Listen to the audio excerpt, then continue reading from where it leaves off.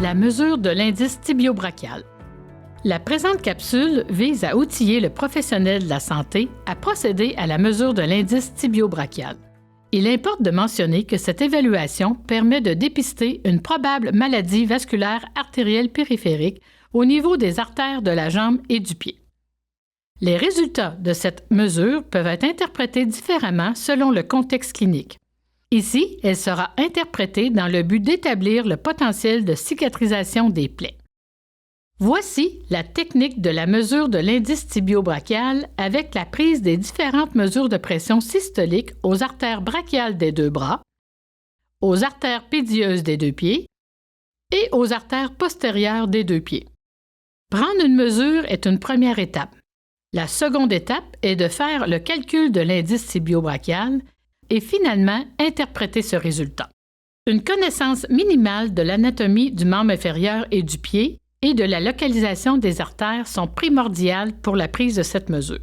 L'artère pédieuse se situe latéralement au tendon long extenseur de l'hallux, alors que l'artère tibiale postérieure se situe entre la malléole médiale et le calcanéum. Pour réaliser la technique, il est nécessaire d'avoir un sphygmomanomètre avec un brassard pour la prise de pression artérielle, ainsi qu'un Doppler portatif avec une sonde de 8 MHz pour les artères du pied et un gel conducteur.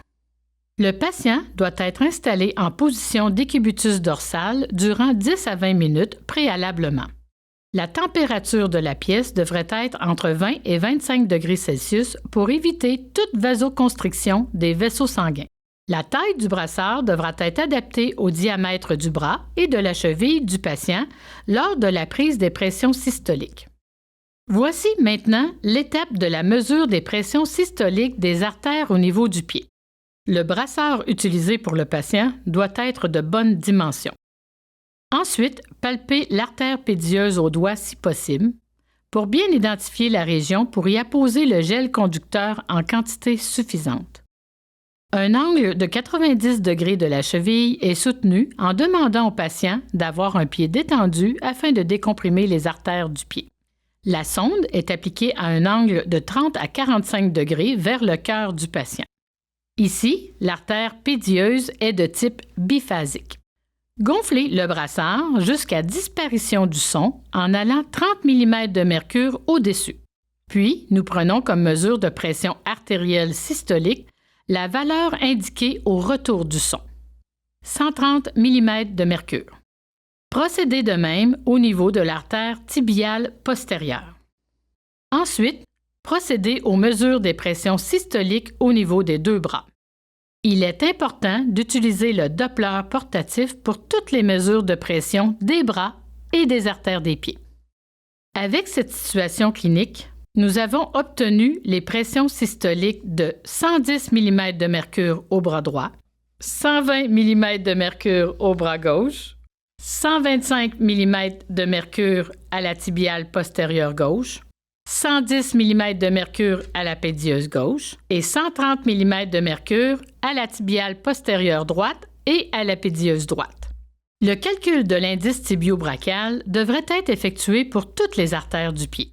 La formule mathématique consiste à diviser la pression systolique de chaque artère du pied avec la pression systolique la plus haute des deux bras. Ainsi, l'ITB de la tibiale postérieure droite de cette situation clinique nous amène à diviser 130 mm de mercure par 120 mm de mercure, ce qui nous donne une mesure d'indice tibio-brachial de 1,08 pour l'artère tibiale postérieure droite. Nous venons d'effectuer l'évaluation de la mesure de l'indice tibio-brachial avec une sonde de 8 MHz d'un Doppler portatif. Le présent tableau résume les valeurs de référence de cette mesure en parallèle avec les résultats provenant d'autres instruments de mesure vasculaire.